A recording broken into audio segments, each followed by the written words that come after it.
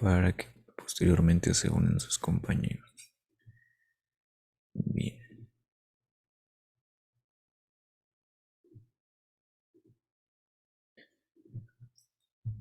Bueno, pues bienvenidos a todos los que se encuentran conectados y los que posteriormente vean la clase en la grabación. El día de hoy vamos a ver la clase bueno, el tema de técnica histológica o como tal el procesamiento del tejido y pues todo el caminito que recorre toda la muestra, la biopsia, la necropsia, el órgano, desde que es recolectado hasta que nosotros lo vamos a poder ocupar para ver al microscopio. Entonces, todos estos procesos, conjuntamente hablando, se les llama técnica histológica, ¿sí? Que es el conjunto de procedimientos aplicados al material que tenemos como muestra, como espécimen, para darle las condiciones óptimas y ser analizadas en el microscopio. Estos componentes van a ser fácilmente visibles y pues la calidad de esta técnica histológica va a darnos también un resultado favorable en la observación. Si el tejido puede estar bien tomado, bien fijado, pero si no se tiñó bien, no se va a ver una estructura de manera apropiada. Igualmente, si se tomó bien la biopsia, pero no se fijó en una sustancia adecuada, pues no se va a ver bien en la microscopía. Igualmente, si lo fijamos bien, si tomamos bien la biopsia, si incluimos bien, pero al momento de realizar la fijación y la inclusión y el montaje, se dobla por ahí la muestra, se rompe, pues evidentemente no tendremos una buena observación de la muestra. Por lo tanto, pues todos estos procesos requieren un especial cuidado al momento de realizarse, porque todos ellos nos van a llevar a una muestra que se ve bonita o que se ve fea. Bien. Entonces, en resumen, los siguientes pasos que tenemos en la técnica histológica son 6. Sí, en algunas bibliografías solamente toman en cuenta 5, otras solamente toman en cuenta 4 y a veces incluso hasta 8 pasos. Pero en general todos toman en cuenta los siguientes, ¿sí? La toma de la muestra, que es el primer paso, la biopsia como tal, o la cirugía, ¿no? En el caso de que sean posoperatorias. La fijación, que consiste en que ese tejido obtenido pues no se descomponga, ¿sí? Todos los tejidos que están vivos, al ser retirados de su sistema o de su aparato circulatorio, el que le da la nutrición, pues van a empezar a deteriorarse y a morir.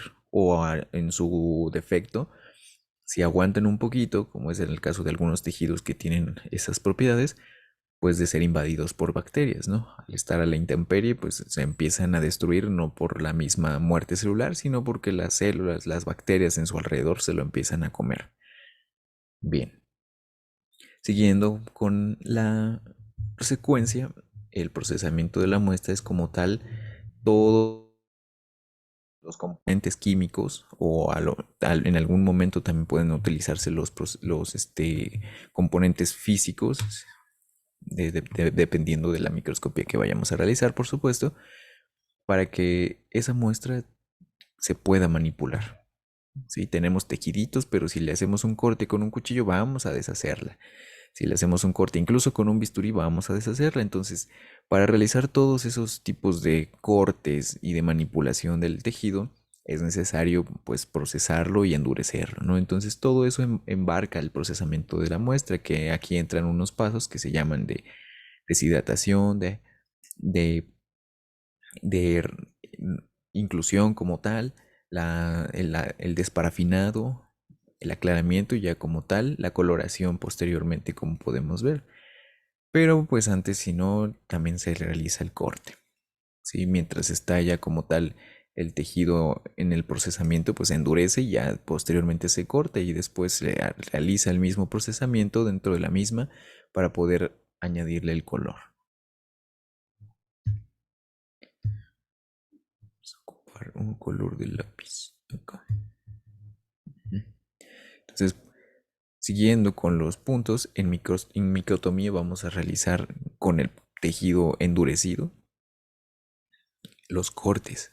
Sí, se utiliza una herramienta llamada precisamente microtomo para obtener cortes micrométricos, sí, no milimétricos, micrométricos, para que estos tengan un grosor adecuado y se puedan ver al microscopio, sin tanta, sin tanta interrupción por el grosor. Sí, recuerden que ya lo vimos en microscopía. En base a la cantidad de luz que puede penetrar en el tejido, vamos a poder ver nítida o en borrosamente la muestra, ¿no? Muy bien. Entonces, posteriormente a la microtomía, se vuelve a hacer un procesamiento de ese tejido que ya está cortadito, se le quita la parafina que lo endureció, se le añade otra sustancia química que va a ayudar a que se mejore la absorción de los colorantes por parte del tejido la coloración pues es todavía un procedimiento un poco más largo, ¿no? Porque incluye, dependiendo de la técnica de tinción que necesitemos, pues varios o pocos colorantes. Sí, posteriormente de esa técnica de tinción vamos a abordarnos con el montaje, sí, o sea, ya para que se quede para siempre esa laminilla. Bueno, o por lo menos para unos cuantos años utilizable, ¿sí? O varios años. A veces la técnica es tan buena o la, el procesamiento del tejido es tan bueno que puede durar incluso hasta 20 años ese montaje. Todavía en mi formación tuve el acceso a laminillas que estaban disponibles desde el año de 1970, imagínense, y se veían bonitas las laminillas. Entonces, mucho tiene que ver la calidad del procesamiento de la técnica, ¿sí? Evidentemente estas también se pueden deteriorar al poco tiempo, también depende de dónde las dejemos guardadas, ¿sí? Si las dejemos en, en ambientes muy húmedos o muy secos, pues estos se van a deteriorar más rápidamente. Bien, entonces vamos a abordar secuencialmente estos pasos y vamos a poner algunos videitos que nos van a ayudar a ejemplificar cada uno de los pasos. Entonces, la obtención de muestra no es otra cosa que pues tener a la disposición nuestro tejido, ¿sí? Sea un pedacito de apéndice o una vesícula biliar, ¿no? O en su defecto, un pedacito de piel, ¿sí? Obtenida por una biopsia en sacabocados o en punch, o cualquier tejido que nosotros necesitamos utilizar. Obviamente esto va con un enfoque biológico médico, ¿no? Veterinario médico, porque las muestras que también pueden utilizarse para esta técnica histológica, pues no solamente son para tejidos de mamíferos, sí, también se puede aplicar para tejidos de vegetales, solamente que en los vegetales varía un poco más la técnica debido a que pues sus composiciones celulares son muy diferentes. Entonces no se pueden utilizar los mismos fijadores ni los mismos, bueno, los mismos colorantes en algunas ocasiones sí, pero los fijadores varían mucho. ¿Sale? Pero por lo menos lo que nos incumbe en nuestro caso, que son mamíferos y personas o animalitos, pues es prácticamente el mismo procedimiento y de hecho la histología en sus inicios fue establecida mediante el estudio de animalitos, ¿sí? Con chimpancés, con conejillos de indias, ratas, ratones de laboratorio, conejos sobre todo también. Y de ahí a los mamíferos grandes, y con caballos, puercos, en algunas ocasiones que en Medio Oriente también utilizaban a los camellos. Entonces mucha de nuestra histología que tenemos establecida fue gracias a que se utilizaron animalitos de referencia, ¿sí? Animalitos que por supuesto te compartían eh, parecido con el humano, ¿sí? De ahí se descubre que pues prácticamente todos los mamíferos tenemos una composición muy parecida. Muy bien. Entonces, eso mediante obtenido de los seres vivos, ¿no? Por eso lo de la biopsia, ¿sí? Se obtiene desde un cuerpo o un tejido vivo, ¿sí? Ahora, si queremos analizar, sobre todo en los casos médicos, médico-legales, ¿sí? Las necropsias para identificar algún químico, algún proceso biológico que nos indique la causa de muerte de una persona o de un animalito, pues se va a realizar la necropsia, ¿sí? Se van a analizar los tejidos pues ahora sí que en su ultraestructura, además de la revisión macroscópica, para determinar pues la presencia de algunas sustancias, de algunos microorganismos, de algunos insectos incluso. Entonces, mediante las necropsias también podemos aplicar este tipo de análisis, salvo que por supuesto, dependiendo del tiempo de muerte que tenga el tejido, pues va a ser la calidad que vayamos a obtener. Pero pues en el caso de algunas sustancias, estas se preservan. Muy bien. Entonces, el tamaño de la muestra que nosotros tenemos que ocupar para la fijación es de 1 centímetro por 0,1 centímetros. Sí, un cubito pequeño.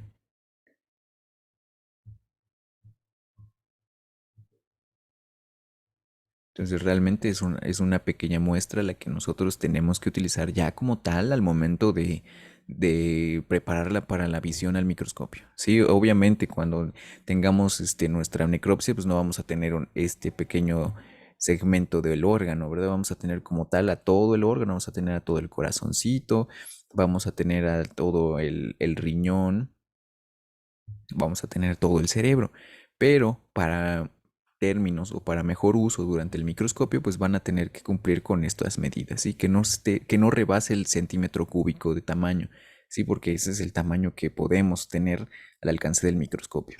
Evidentemente hay algunas organizaciones, escuelas, centros de investigación que tienen acceso a microscopios o bueno, a escáneres de ultra alta definición que pueden procesar pues prácticamente todo un órgano, ¿sí? Son literal como si fuera un escáner de una, de papel, ahora aplicado a la microscopía, entonces ahí pueden escanear órganos completos y de hecho algunas de esas pues las comparten para ver a la microscopía pues tejidos en toda su extensión.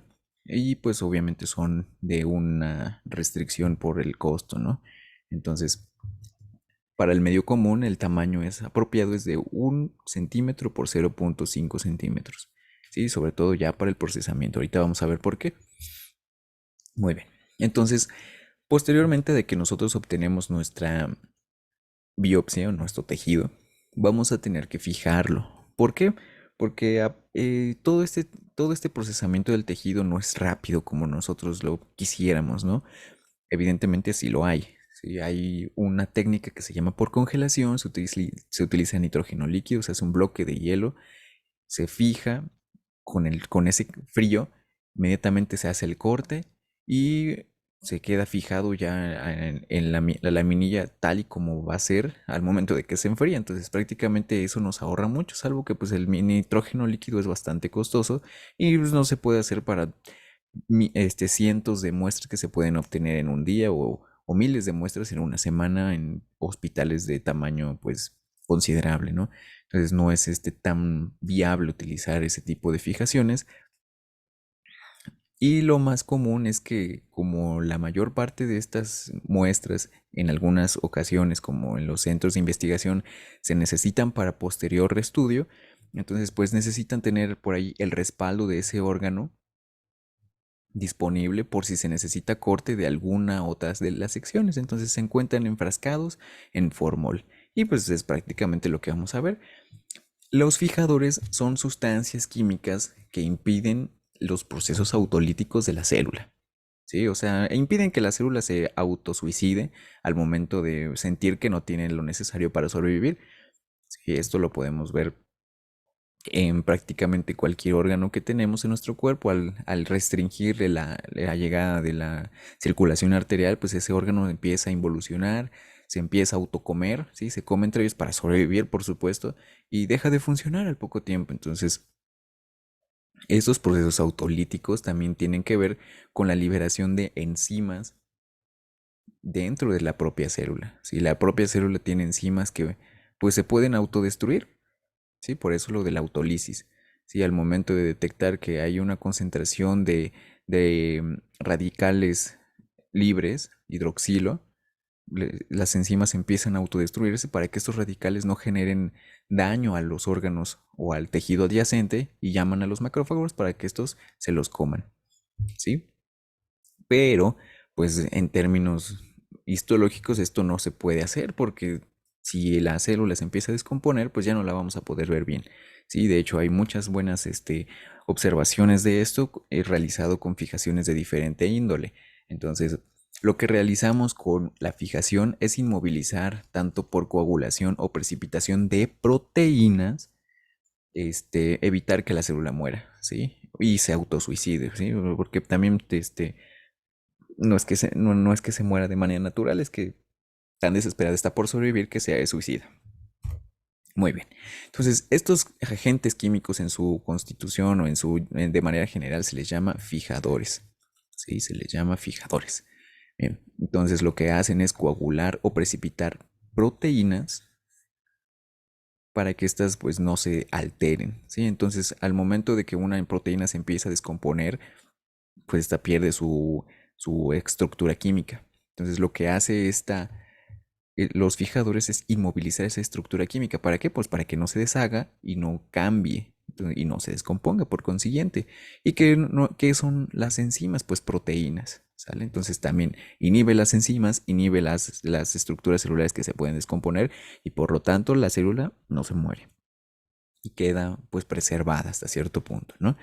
Entonces, aquí tenemos dos tipos de fijadores, ¿sí? Los que quitan electrones y los que meten electrones. Los que nosotros estamos de forma común para utilizar son los que agregan electrones, y para que estos se queden, como veíamos, coagulados. ¿Sí? Entonces, el formaldehído y el glutaraldehído son los más utilizados en la técnica histológica, y pues de ellos, el más efectivo y el más ideal para usar es el glutaraldehído. Pero ahorita vamos a ver las características de es un poco más complicado de utilizar porque es más tardado en realizar la fijación. Entonces, y por supuesto es un poco más caro, por lo que el ideal que se utiliza en prácticamente todos los laboratorios de patología o de investigación tisular, pues es precisamente el formaldehído. Es como que el que cumple todas las necesidades bonitas que necesita un fijador. Sí, es barato, es accesible, es es rápido en la penetración, fija también un poco, relativamente más rápido, ¿verdad?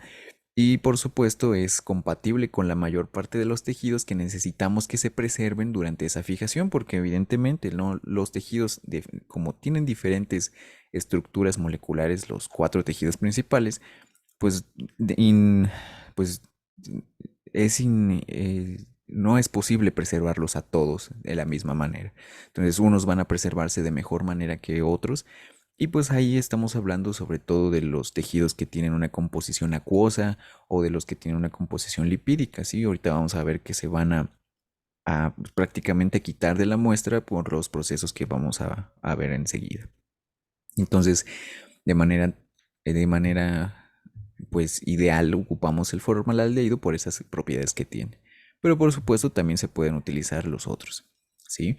El ácido pícrico, el ácido acético, el tetraóxido de osmio también tienen buenas propiedades fijadoras, y lo que no nos permite, o bueno, la razón por la que no se usa es que tienen más un costo más elevado, y también su uso es combinado. Si no se puede utilizar solamente ácido pícrico, o también en algunas ocasiones sí se puede utilizar, sobre todo para algunos órganos que tienen diferentes composiciones, como el hueso, ¿no? Que son el ácido acético y el ácido pícrico, son los que se utilizan para fijar el hueso en algunas circunstancias, ¿ve? Con una descalcificación previa, por supuesto. Muy bien. Pero pues todo según las necesidades, ¿eh? Igual algunos laboratorios utilizarán más uno más que otro. Entonces, de manera general, el formaldehído es el ideal para ocuparlo y tiene una característica reductora. Muy bien. Entonces vamos a repasar cuáles son los usos ideales de algunos de estos de fijadores, ¿no? De los que vimos que tienen mejor preservación por el glucógeno es el alcohol etílico, ¿sí? Preserva mejor el glucógeno. El bicloruro de mercurio, al momento de utilizarse, preserva mejor las fibras de colágeno y por lo tanto pues sirven más para su observación. El bicromato de potasio ayuda a que las mitocondrias queden mayormente resaltadas y las preserva de mejor manera. Evidentemente esto con una microscopía más poderosa, ¿verdad? El ácido acético también permite una mejor retención de núcleos y el cloruro de calcio ayuda a la mejor preservación de los lípidos. ¿Sale? Eso como pues dato extra. Sí, ya vimos que el que más se utiliza es el formol. Bien, ahora también vamos a encontrarnos que se pueden combinar estos en diferentes proporciones para lograr que pues haya una combinación de las estructuras que pueden fijar mejor. Entonces, ahorita lo vamos a ir viendo. Entonces, hay características que tienen que juntar o bueno, que tiene que tener un fijador para que nosotros lo ocupemos, ¿no? Y pues esto es más que nada, sobre todo para que ustedes lo sepan, no es que los laboratorios no lo sepan, los laboratorios ya tienen sus estándares de uso de sustancias precisamente porque han visto que son más efectivos o menos efectivos, más o menos costosos, más o menos ahorran tiempo a la larga pues preservan mejor los tejidos, dependiendo, ¿no? Pero pues lo que les menciono, lo más frecuente de ver en términos hospitalarios, pues es el formol. Sí, también es más accesible, ligeramente caro, por supuesto, pero es una versión concentrada, entonces de una versión concentrada pueden sacarle un poquito, un poquito más del doble, ¿no? Bien, y les dura para bastantes muestras. Entonces, un fijador tiene que poder impedir la aparición de los procesos autolíticos que vimos, ¿no? Que son propios de la célula de manera normal. Entonces, gracias a un poder de penetración y a un poder de difusión, estos tienen las diferentes características que vimos, ¿sí? De poder precipitar o coagular las proteínas y las enzimas por consiguiente. Entonces, hablando del formaldehído, pues tiene un poder de penetración relativamente pues, elevado, ¿no? En comparación del glutaraldehído. Y también su poder de difusión es mejor. Ahora, aquí recuerden que el espesor de la muestra, ¿sí? Bien podemos poner nuestras muestritas inmediatamente de que las obtenemos o el órgano después de la cirugía en formol y pues entre más grande sea ese órgano, más tiempo se va a tardar en fijarse. Por lo que también hay que tener a consideración eso al momento de obtener una muestra. ¿Sí? Si queremos obtener una muestra que se fije más rápido, pues podemos obtener un cortecito y el resto del órgano pues dejarlo en otro lugar, ¿no? Entonces, eso sobre todo por las mismas presiones que ejerce el volumen hacia la muestra. Ahora también, al momento de que nosotros ponemos la muestra en el fijador, las proteínas, al no poder cambiar su estructura molecular, se van a quedar fijas. Por lo tanto, la característica de ser elásticas se va a perder, por lo que pues, se va a poner duro el tejido, ¿sí? Y ustedes lo pueden ver en muchos de los órganos que lleguen a tener a su disposición fijados en formol, ¿sí? Que tienen 5, 10, 20 años en formol y ahí siguen como si nada. Lo que sí los diferencia es que cuando los empezamos a fijar, estos van siendo más duros y más duros y hasta cierto punto pues ya dejan de tener la característica de la vida, si ya parecen más un cartón, ¿sí? Los cadáveres o los especímenes que podamos sacar del formol van a sentir que disminuyen su peso, son más duros, pero tienen una textura como acartonada, así, literalmente sí, como cartón. Entonces es uno de los inconvenientes al momento de utilizarlo, pero pues es para lo que sirven, ¿no? Para que esta estructura tenga una dureza pues considerable y se pueda utilizar.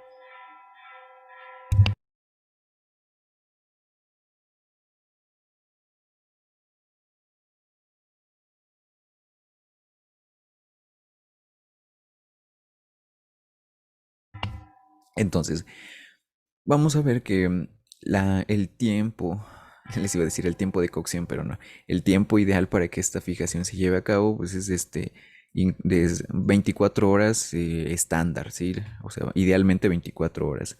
Pueden ser 12, pueden ser hasta 50 horas, pero lo estándar es que esté un día completo en un fijador para que se realice esta fijación de manera pues, exitosa.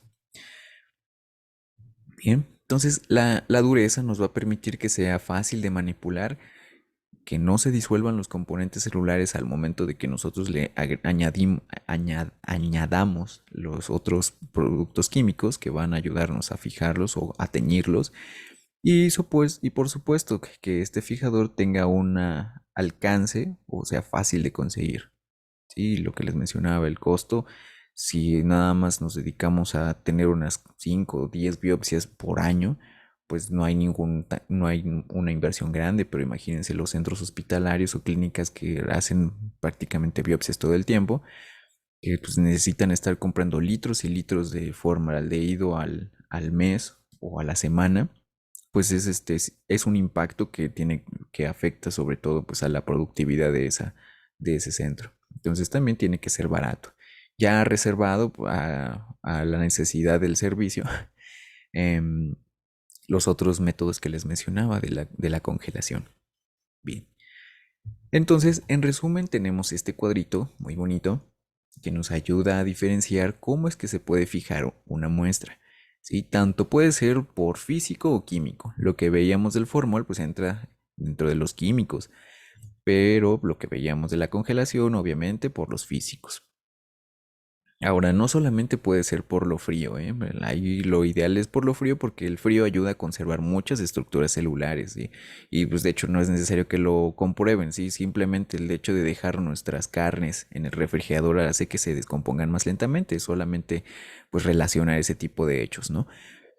Pero también la desecación nos ayuda a conservar sustancias celulares, ¿sí? Bueno, estructuras celulares, ¿sí? Y no desecación de calor, sino de que perder la hidratación, ¿sí? Acuérdense que la proporción de agua en un cuerpo también ayuda a que se generen ese tipo de sustancias químicas que nos ayudan a la autólisis. Entonces, si se queda deshidratada la celulita, pues se queda detenida en sus procesos celulares.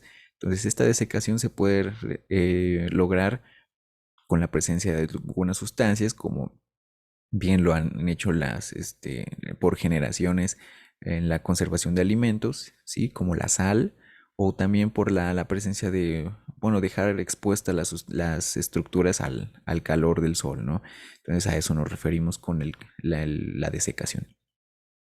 Bien, la otra es las químicas que estábamos observando, que es el formol al 10%, aunque idealmente algunos laboratorios lo emplean al 4% y ahí depende de sus procesos, ¿no? Cómo es que lo vayan distribuyendo. Ahora, eso de mediante solamente utilizando uno, pero lo que les mencionaba, al combinar varios de estos fijadores simples podemos obtener las propiedades de cada uno y obtenemos un fijador compuesto. ¿Sí? Dentro de ellos el más conocido pues, es el líquido de Bowen, que es de los más utilizados para fijar el mayor tipo de tejidos. Bien.